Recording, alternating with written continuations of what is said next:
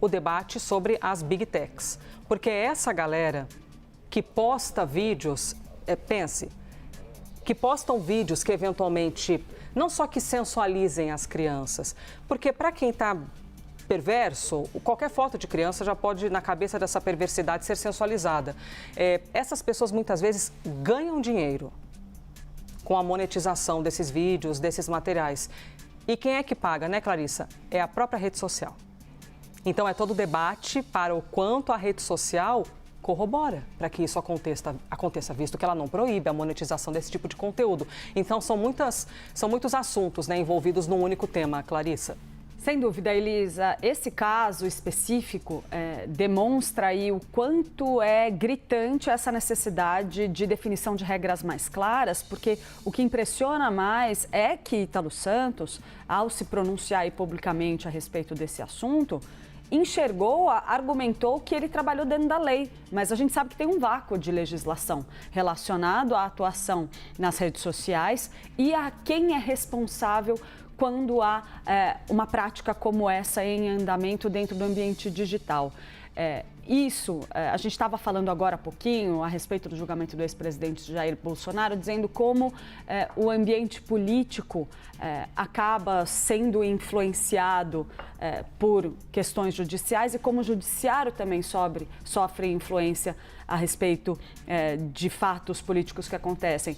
E aqui a gente adiciona um ingrediente, que o Congresso Nacional se vê aí neste momento sob pressão por conta dessa mobilização crucial, fundamental em torno desse assunto da adultização, exploração sexual de crianças nas redes sociais, porque a gente não está falando só, né, Elisa? Isso acho que é importante, a gente fala muito sobre adultização, porque isso apareceu, mas não é só sobre isso que a gente está falando. A gente está falando, de fato, de um modelo alternativo de explorar sexualmente a imagem das crianças.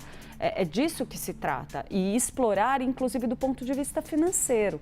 A gente tem pessoas, empresas e pessoas individualmente como influenciadores e empresas como as redes sociais, as Big Techs, ganhando dinheiro em cima disso. Se não há nada feito para coibir esse tipo de prática, e se essa prática dá dinheiro, estimulando, né, pedófilos a pagarem, alguém precisa tomar uma providência. Então, essa mobilização pública e o surgimento de fatos novos, como esta prisão de hoje, são sim determinantes para criar uma conscientização maior na nossa classe política e levar o Congresso Nacional a legislar sobre esse assunto. Mas, claro, a gente não pode ignorar o fato de que existem componentes políticos que pegam embalo em todos esses acontecimentos. A gente vê o governo do presidente Lula aproveitando para trazer esse assunto novamente para a discussão, trazendo isso, inclusive, para o âmbito das discussões do embate com os Estados Unidos, com o governo de Donald Trump.